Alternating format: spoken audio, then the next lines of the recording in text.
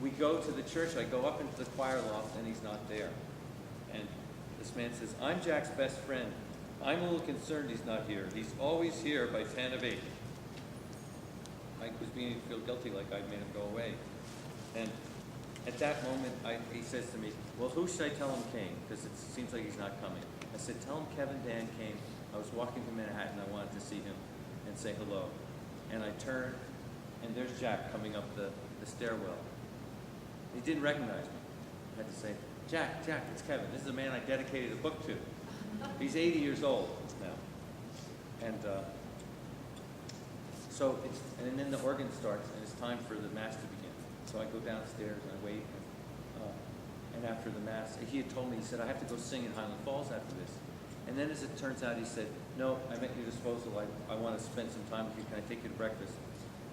Instead, we go and we sit at the place overlooking the Bear Mountain Bridge and overlooking the river. And he starts to tell me a story of how he's had a conversion experience, and now he's on the road evangelizing for Christ, for Jesus.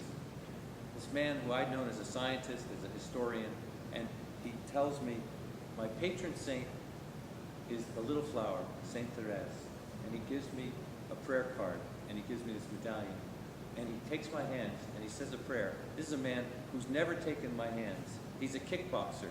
He's a black belt karate expert, a warrior, who now has laid down all of this and become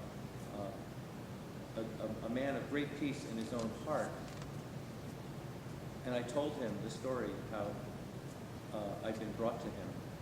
And he was not at all surprised. He was not at all surprised. He believed that I had been sent, that this was meant to happen. Now, these are not the stories I was intending to tell when I was going to end up in Peekskill. The stories that I was supposed to tell, stories of peacemaking. I was going to fill a map with stories about people who have overcome conflict. And instead, as I near the end of my journey, the only stories that I can tell are really two types of stories. One is the story of the incredible generosity and goodwill that I've experienced every step of the way. Every step of the way, people who are willing to take me in, to feed me, to give me a foot massage in the cafe across the street, to give me their attention, their listening ears. Even when I disappoint many people and think they came to hear about Henry Hudson, Samuel de Champlain, and all I can tell them is effusive stories about the goodwill that I've received. And then the other stories is like the stories I just told you of these 3 medallions, these 3 coins. Because in the sense, I think that this is ultimately what this pilgrimage has been about. I came with all the best of intentions, just like Isabeau, when she stepped aboard that boat with that sailor.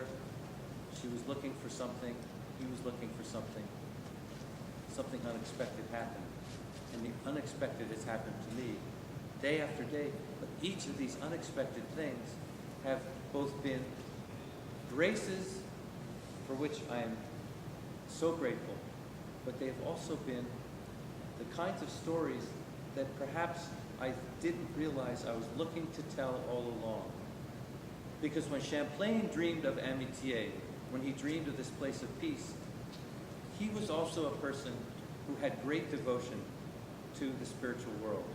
Everywhere they went, just as his native allies were constantly invoking the spiritual world for protection and for guidance, so was Champlain, a different set of gods with different names, different histories, and yet they were speaking to the invisible world, a world that in 400 years has become greatly eclipsed for us.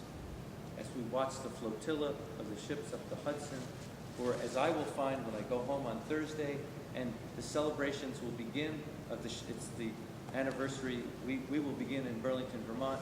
We will begin our Champlain celebration in earnest with all sorts of concerts and fireworks and so on. It will all be done as part of this 400th anniversary celebration. But my worry was always, will we be remembering what our connection is and what our stories, what is this invisible world looking for us to do? What kind of stories is that world looking for us to share with each other? And I guess I can do no better than to speak about these coins that have been delivered into my midst, which are talismans. They're magical talismans, powerful reminders for me and for those that would care to hear my story, that every day, not just when these great explorers have done their deeds, or when other figures from history have accomplished things that we hold in our memory and that we hold dear as part of our past, but that each and every one of us are carriers of amity, are carriers of friendship, and are carriers of stories. And that we are given the stories. The stories are like the coins. The stories are like these medallions. They are rare and precious gifts that come from our interaction with this unseen world. The past itself is an unseen world. That first image that I showed you of Samuel de Champlain, it's our imagination of what he might have looked like. There's nothing real in the sense of a photographic document about it. But the invisible world does not care at that level of what's real.